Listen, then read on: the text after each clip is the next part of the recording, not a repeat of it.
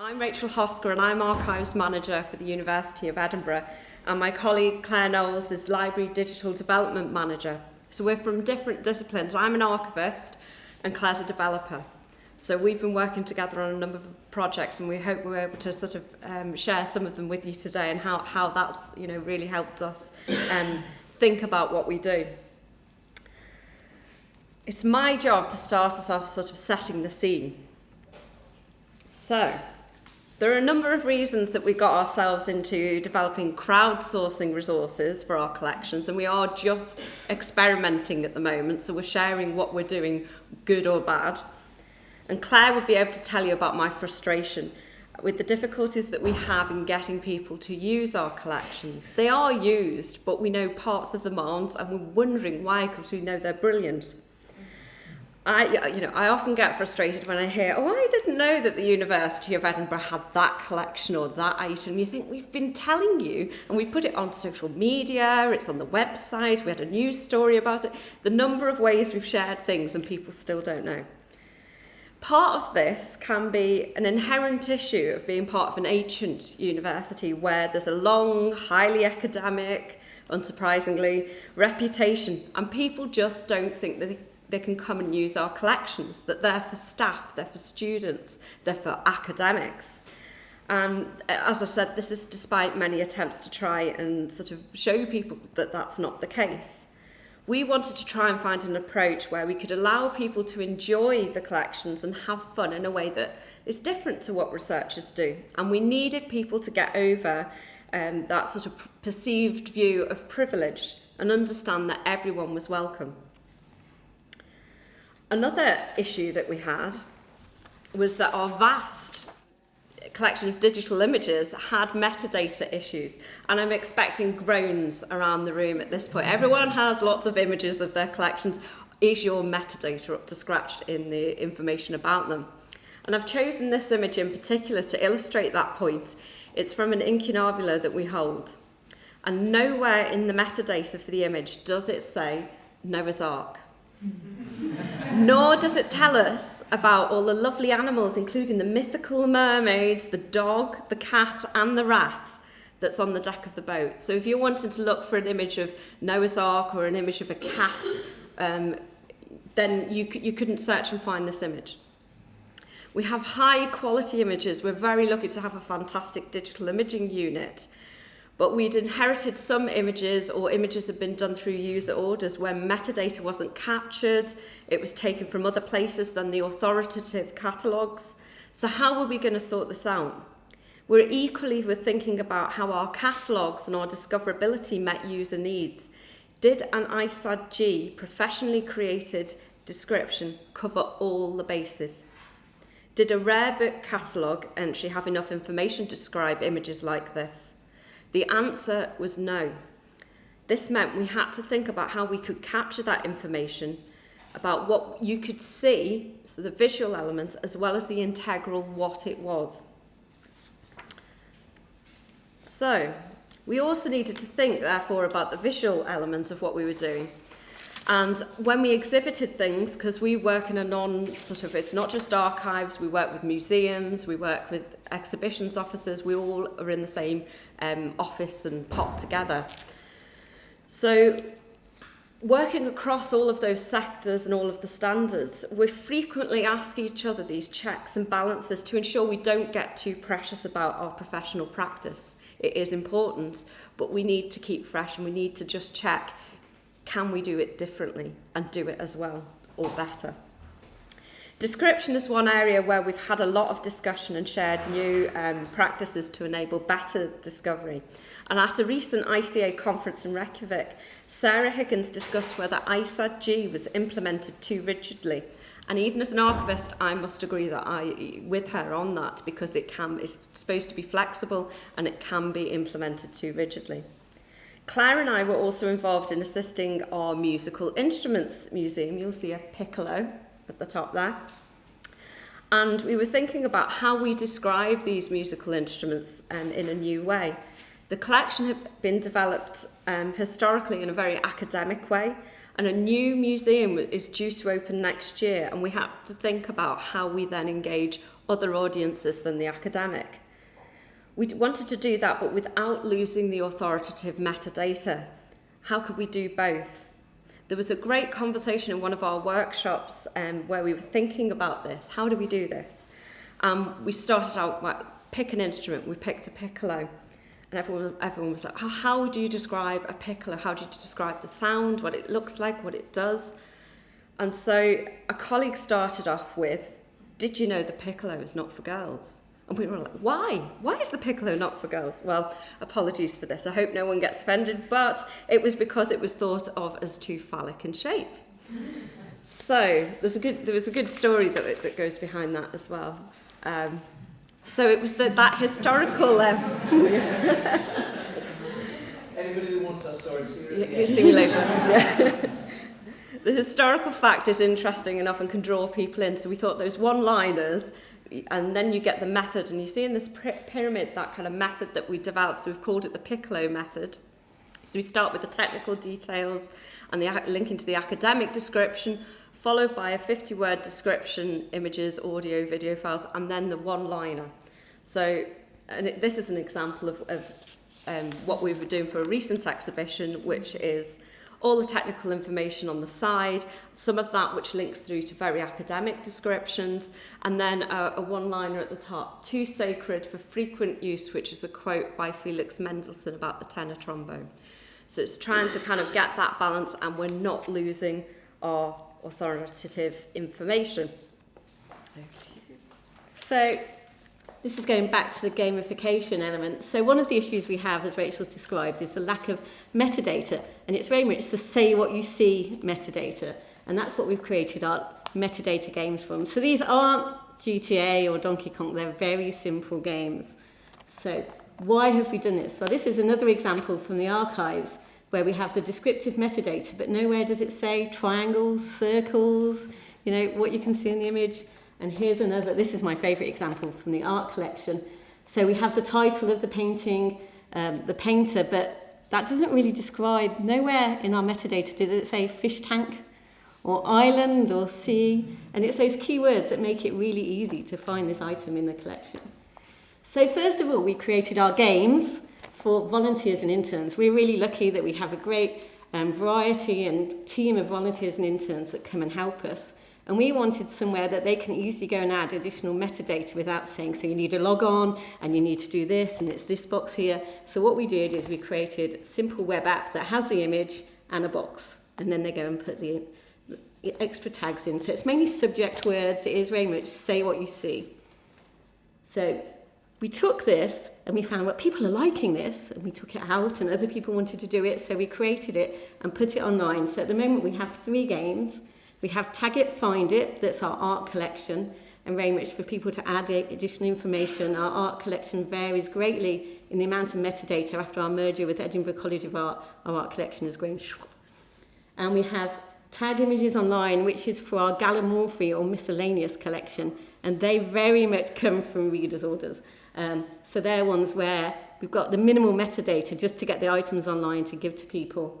And then Where's Dolly, which is our recent game that we launched last week, and we're having a big thing today for Ada Lovelace Day, where we've had over 3,000 glass slides digitised from the Wellcome Trust, and we've put those online to gain additional information about those slides, but mainly to get those slides known by more people who aren't coming to our image repository. And there's one image in there of Dolly, and when somebody finds her, they're going to get a cuddly Dolly toy. So that's what people have been doing today at the University of Edinburgh. So this is an example of our game. As you can see, it's very lo-fi. This was very simple to put together. We just pull the images out, have a box, and then people, they tag 10 images, and then they vote on 10 images, and they get points. So we hold events like these at our campus libraries and at the central library within the city. And we have a big screen, so people are playing against their mates, and people want to be top. They do their go, adding more tags, voting on tags. We give out sweets and postcards and calendars of our collections to get people doing it. For students, we've had some in the morning where we've given out coffee vouchers and things like this to get people involved, looking at our collections. And for Innovative Learning Week, which is a big thing that goes across campus in February, where all lectures are cancelled and people can do different things, we took the art collection on tour. So we had items from the collection there, and then people could go and tag them, so getting people to know more about what's in our art collection. So this is our workflow that's very simple. People go, they look at the images, and they add tags. And then they go and vote on other people's tags, giving them a plus or a minus. We remove then ban tags. There are people out there who will put in naughty words. So I have a nice long list of naughty words and stop words that I remove from the tags. And also our curators can give us words they don't want going in. They know what they've described well. They know they say if it's a painting or a sketch. So we take those words out from the art collection. And then we load our tags back online. And at the moment we've loaded about 3,000 tags back into our online collections that they then can be used for discoverability and search. So here's an example of the tags added to those images. Sorry, it's a bit wee. But down at the bottom it says angle, circle, line. So people can now go and find these images using those information. And that then feeds into the search box, into our faceted search. And here's the other example. So these are just 4 tags that describe what's in that image that you don't get from the other metadata. Seascape, sea, island, fish tank. So I held sessions with staff and with people where I put the images up on the screen and I said, go and find them. And I did it without the tags and with the tags. And without the tags, people are going, next, next. So where is it? Whereas they can find them on the first page of results. And that's what we want, is people find what they want on our first page of results. So we've also wanted to know what else we could do with crowdsourcing or communities. But we were thinking, do we need to build this all from scratch like we've done for our library games? Or do we use what else is out there? So Zooniverse and Crowdcrafting have recently opened up their platforms for others to create projects. So Rachel and I have been doing a bit of experimenting with them. So Zooniverse was created for Galaxy Zoo, but they've gone on to do other things, Operation War Diary, Annotate, Old Weather. And Crowdcrafting is behind Micropass, which is the British Museum, and also the new LibCrowds from British Library. So, what did we want to do with crowdsourcing and why? We've tweeted the links to the games that we've created, and by all means critique them, send us what you think back. They are in a very raw state at the moment, so do bear with us. As Claire said, these are open source tools. They're open for us to use, and we've got expertise in Claire's team for development. Why from the collections point of view, do we want to do this? Well, for some very good reasons. We acknowledge that we know an awful lot about our collections, but there's an awful lot of people out there as well with different sets of knowledge that could help us. And people also have different perspectives on collections, and that's something that really interests me, in that I can look at something in one particular way, take something from that, or understand it in one way, and someone will look at it differently. Working in particular with art college students, that is, they want to use collections in a very different way than traditional access. They want to get our film footage and mash it up and, recreate it. So we need to be aware of that and think on that. We also know that collections can inspire, teach, engage, surprise, inform, create, and be fun. I constantly am surprised by our collections, and I enjoy it. That's why I love my job. And being in a university, we're very lucky to have access to the academic, but we do still want to engage wider than that. We want to know what different communities think about our collections and how they react to our collections. We are a public institution as a university, and not just there for our staff and for research and students, but to support learning and life in a wider sense, and we take that very seriously. Collections also have content that is relevant to people's lives. They're not just historic. We heard obviously from Simon how people engaged and how it actually started communication between people who'd never met before. That's quite a powerful thing.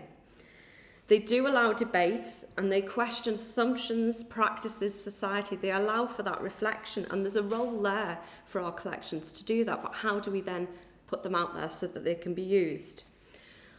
Strong belief in that these collections must therefore work democratically and for all, with those unique stories that they've got.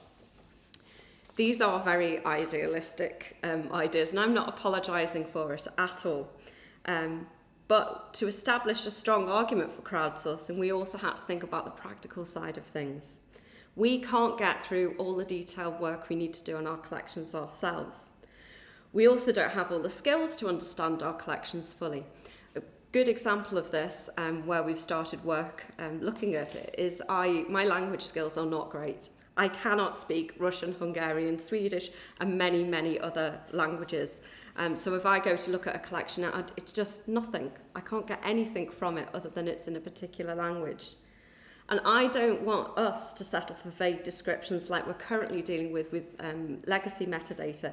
Phrases like miscellaneous, Claire used that one before, miscellaneous Latin documents, or packet of letters in French, Spanish and German, that tells you nothing about what's in that collection or item.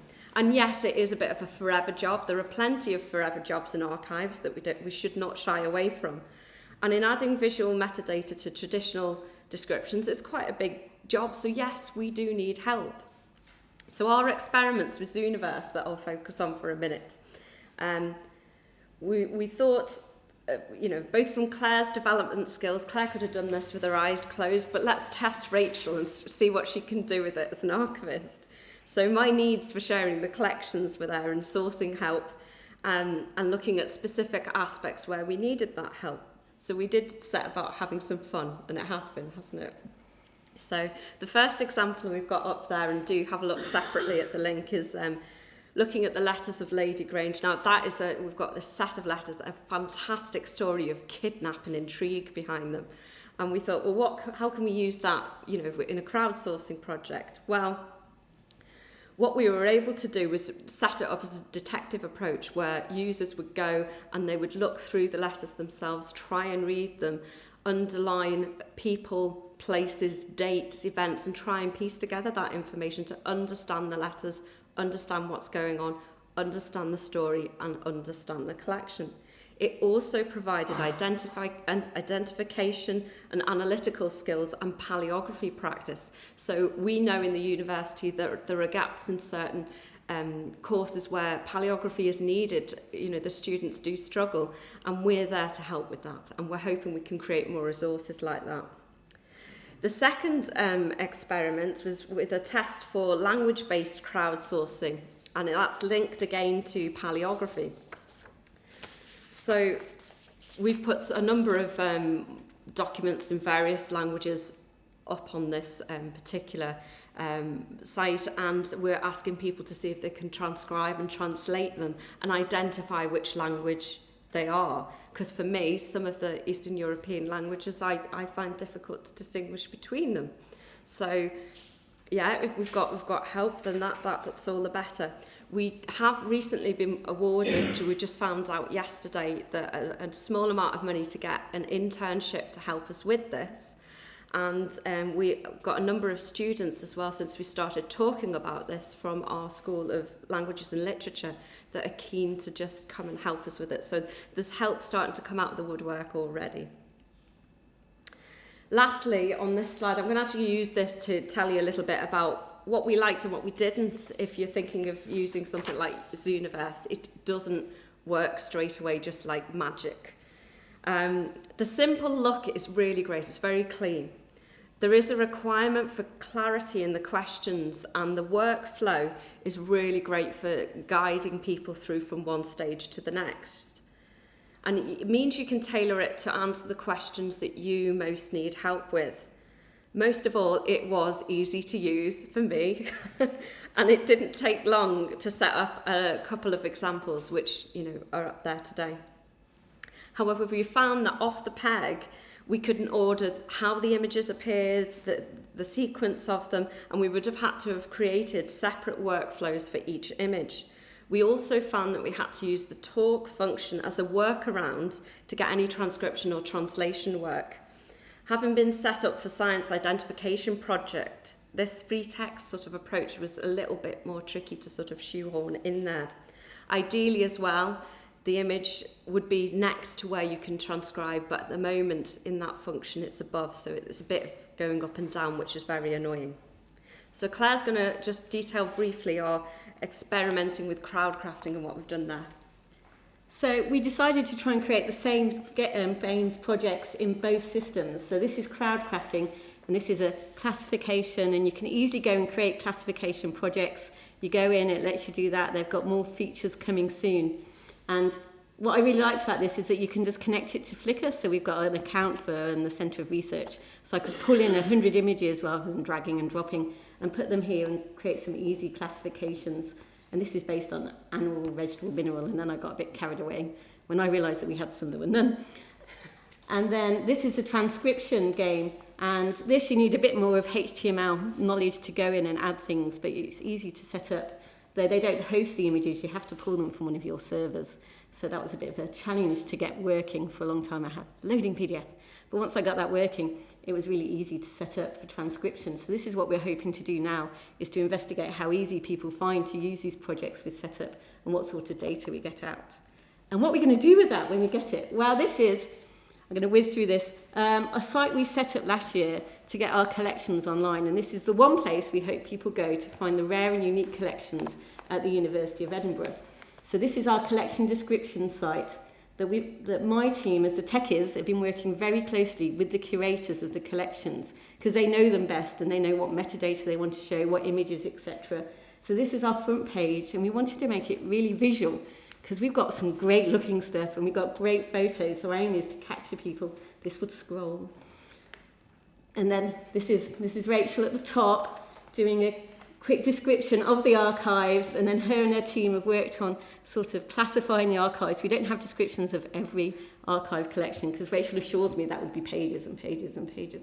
So they've done some quick descriptions and images from those, and you can go on and find more. And then at the top we have a link to Archive Space, where people can go and search our whole archive catalogue that is currently being loaded onto our Archive Space. But collections is an iterative process, so we've heard throughout the day, it's not, we've been taking risks. We know when we put it up last year it wasn't perfect, but we knew we'd have to go back and do it. And we went from 4 collection sites to 10 now, not all of which are special collections. We use it for our exam papers, we're using it for projects, so we don't have lots of siloed project websites that one day are going to have to move. So we just have them all on this one site.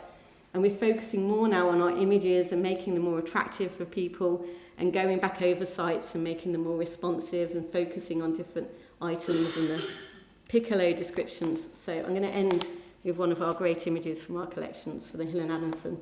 So this is sort of showing what we're doing now, is focusing on the images and metadata, and then taking people to the next level where they can follow the story between our collections.